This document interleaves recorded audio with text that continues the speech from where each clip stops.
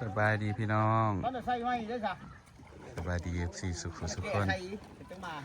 วันนี้มาอัปเดตสะพานไม้ไผ่ให้เบิ่งอีกเนาะพี่น้องหลังจากเฮ็ดมานานวันนี้เริ่มซักลักพี่น้องซักลักต่อแล้วก็ปู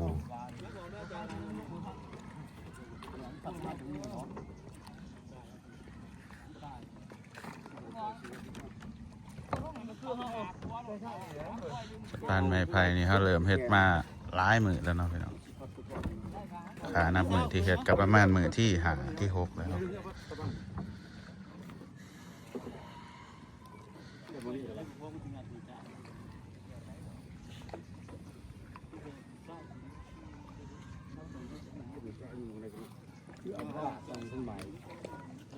อันนี้ซักลักไม้ตองสัวที่เขาอันนี้ขึ้นมาเนาะพี่น้องเบิ่งไหมความสูงความยาวมื้อนี้มีภาพบินโดรนให้เบิ่งนำเด้อพี่น้องเดี๋ยวสิเอาขึ้นบางแกก็ต้นคลิปบางแกก็ถ่ายคลิปเนาะ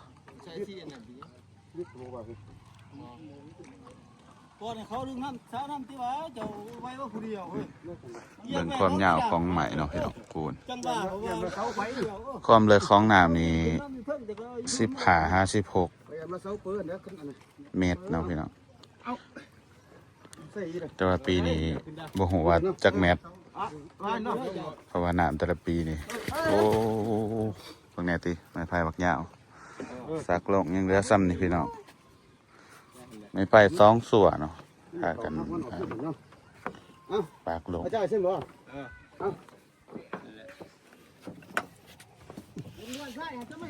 อันนี้ก็คิดท่าสบายเนี่ยเนาะพี่น้องเพราะว่าปูมาปูตีอยู่แล้วเนาะพี่มันตีอยู่พี่ตีอยู่พี่เนาะเสาอยู่เลยบ่เสามันหักบ่เนี่ยเห็นบ่มันอีกต่อขึ้นนะอยู่พอดีถ้าเราก็ตอกโอ้ตัวนี้เสาหักเนาะเป็นเสริมใหม่พี่น้องเสาตัวนี้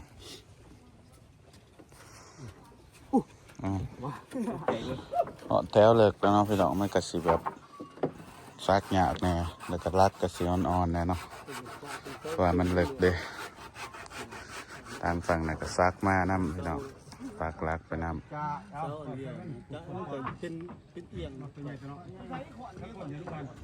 ซักรักไปน้ำ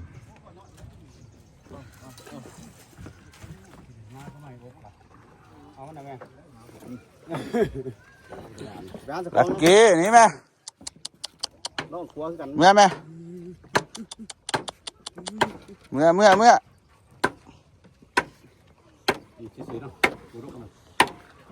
ตอกลักพี่น้องก้อนนี้เสามันอ่อนพี่น้องเลยพอดีสิพอดีเนาะออกวะออกจากนี่บ่เบิ่ง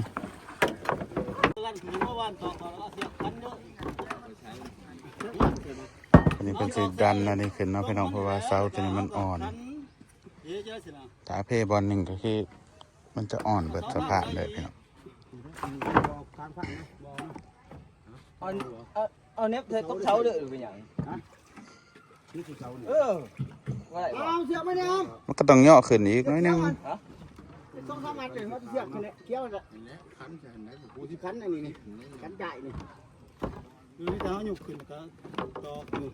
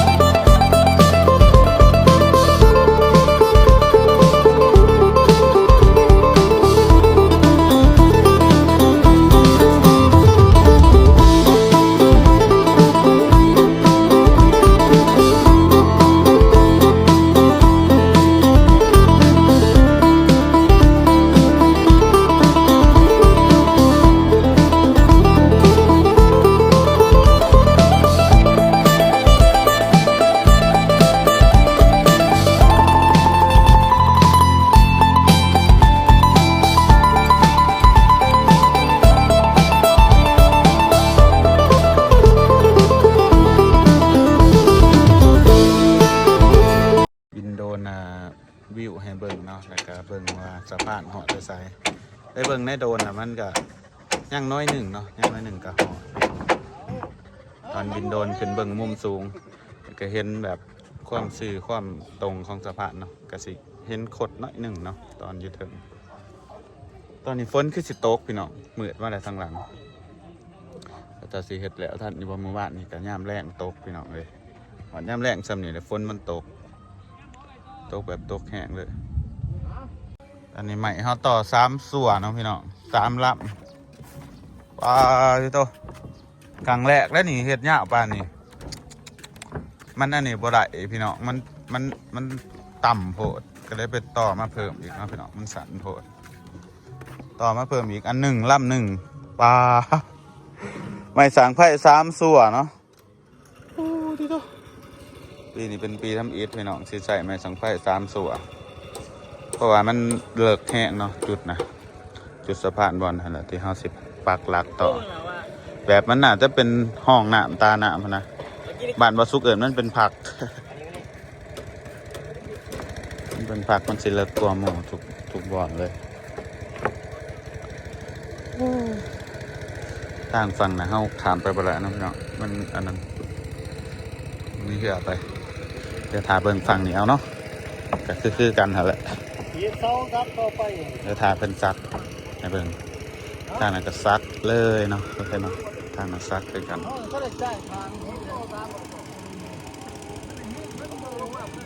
ทางนี้ก็ซักทางนี้ก็ซักรักจะเนาะ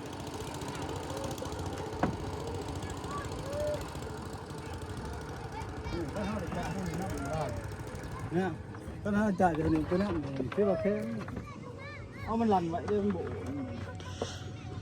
กระจายไปทางกลางก็ไรวันไหนมันอ่อนบนนั้นถ้าเด็กจ่ายสิย่ำเยอะมันครับกับบาอันนี้ก็ย่ำไปว่ามันโบอุ่นเนี่ยบนนี้กลัวเอาอันนี้มันขึ้นแต่มันเดือนไว้เนี่ยมันจะสินานเพ่เนาะฝนคือสิตกดิเนาะขึ้นไปเถอะ บ่หอดเท่าใครตี บ่หอดจากได้มือตื้ออยู่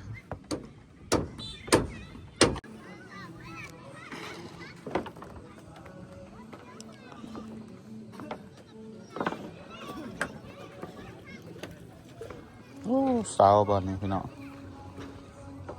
คันไหนใหม่ไผ่บ้านมาเห็ดก็สิคักเนาะแนนเป็นแนนเราได้พี่น้องได้ใหม่ไผ่บ้านลำใหญ่แต่ว่ามันโมมีเด้อพี่น้องปีทำอิฐหันลำใหญ่เนาะมันบ่ค่อยมีคนซื้อเด้อเดี๋ยวนี้มันไผกระซื้อพี่น้องปลูกไว้ขายเองบ่ แต่ว่าทราบจะได้ขายคือสิเป็นเท่าไรปี10-20 ปีทราบหอดย่ามน้ำสิบ่มีสะพานเนาะ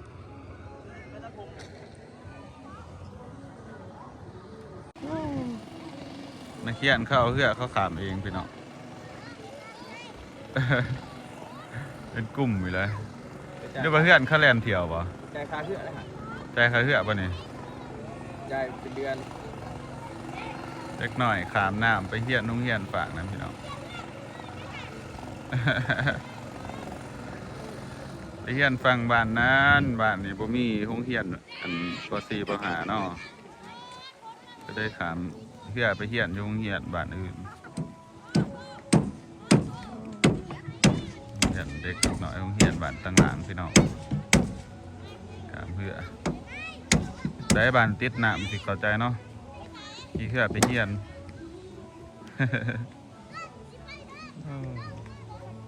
เป็นวัยรุ่นอินโดอยู่แล้ว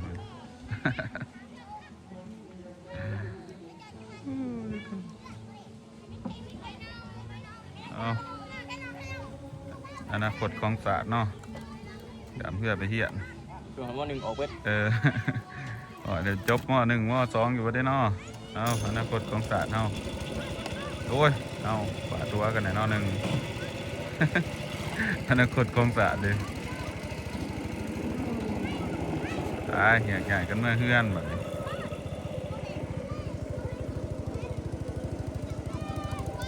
ตามไปเฮียนในฝั่งพี่น้องตามฝั่ง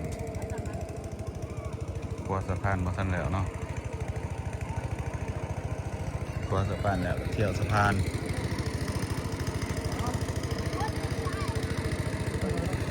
น่ะฝนป่ะนี่ฝนมาแล้วพี่น้องหยิบๆป่ะ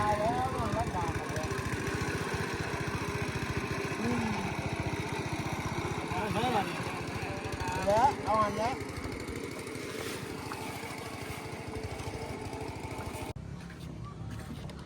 เสาที่3 ลำบักจะยาวมันเลยนี่ต้นยาวนะประมาณ20 กว่าเมตรแสดงว่าน้ำเสปีนี้เลิกแห้งเลยพี่น้องน่าจะประมาณ20 เมตรผมประจักษ์ท่านี้มันเลิกเนาะโอ้เลิกแห้งเลิกดีน่าจะเป็น20 เมตรความเลิก ใช่นี่นะลูกมันยังไงเด้อ จะเอาลงไปจ่าย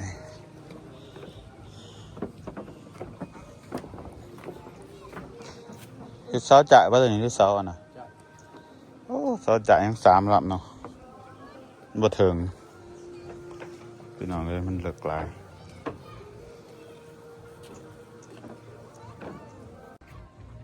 เอาสิมัด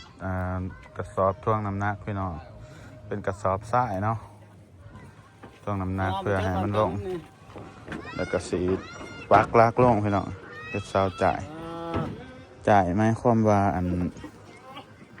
เสาขับให้มันอยู่นะเขาเรียกว่ายึดเนาะฟังไทยนะเรียกว่ายึดให้มันอยู่โอ้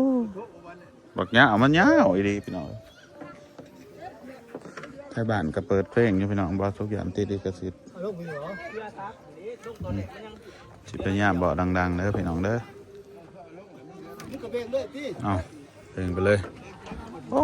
เสาตัวนี้แบบยาวแห้งพี่น้องเลย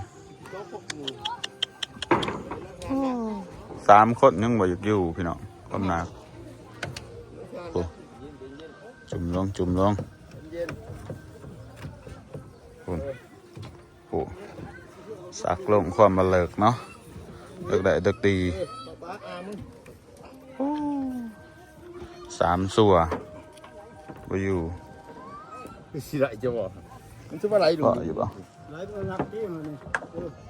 ที่ไหลนักที่มันดึงกันยังไงจังไง ไม่สั่งไฟ3 สัวเกือบบ่ถึงเดี๋ยวเราจะจ่ายบอลนี้เนาะพี่น้องเพราะว่าบอลนี้มันอ่อนเสามันหน่อยพี่น้องไฟมันหน่อยก็เลยต้องจ่าย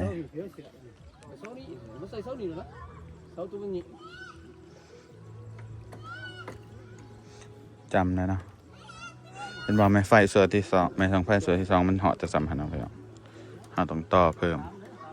ก็จะเป็นบ่เทิงน้ำกระไรเนาะน้ำเสกระไร ลากไปสั่นก่อนมันจะสิไปผลตีนมัน ยากมึงไปแล้วมันข้ามไม่จ่ายเก่า ใจตัวไร จ่ายเก่า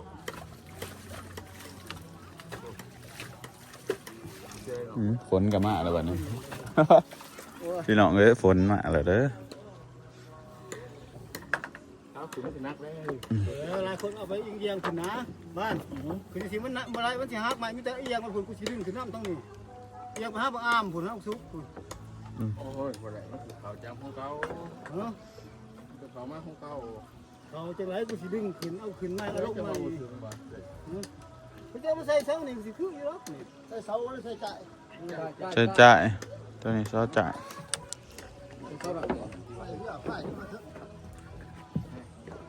เติมอยู่หรอก สูง เติมไปลูกยากไปยี่ห้อนี้มันเดือด มันเลิกบอลเดียวแล้วเนาะ2-3 บอลมันอันนี้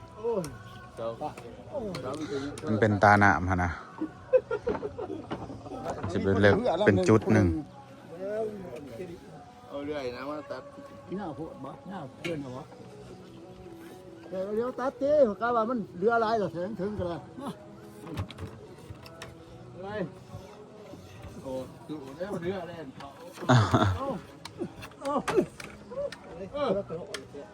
ไอ้มันหันโร อยากเลยพี่น้องเอ้ยฝนมาแล้วพี่น้องเสียงฝนมาแล้วคุณ เขาติดเขาพยายามหันที่รู้สึกเขาใส่นี่ปิดคือว่าต้องมาต่อสามต่อสองเพราะว่าผู้ถือว่า อันถือบอลเลิกบ่จักบอลเลิกบอลต่ำบอลตื่นเป็นคุมเนาะ หอม แต่อันเป็นคุมเป็นหอม จะได้แค่ไหนบ่ ฝนก็มาแล้วพี่น้องฝนนี่ก็บ่เบิดจักเทื่อเดือน10เดือน11แต่บ่เบิดจักเทื่อ ยังเบิ้ลมันโค้ฮะตัวเชื่อว่าเราดูนี่จะมื้ออื่นมีแตะหนาวบ่ฝนโทรมาบอกสิเบิดแล้วนะแล่นกายซื่อๆตินี่ฝนนี่นะเป็นฝนแล่น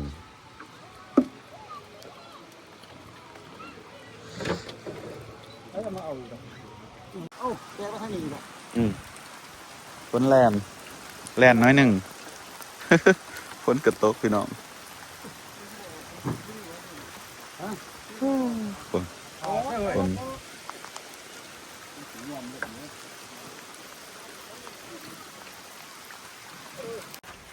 ตอนฝนตกนะพี่น้อง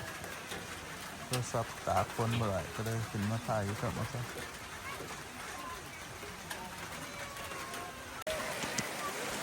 นี่ร้านไปห้องนอเนาะพี่น้องตากบ้าน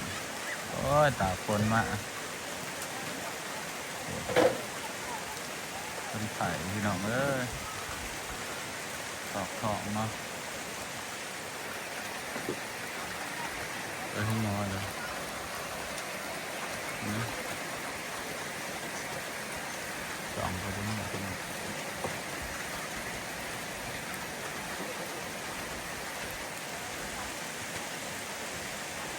แล่นเปียกเมื่อไหร่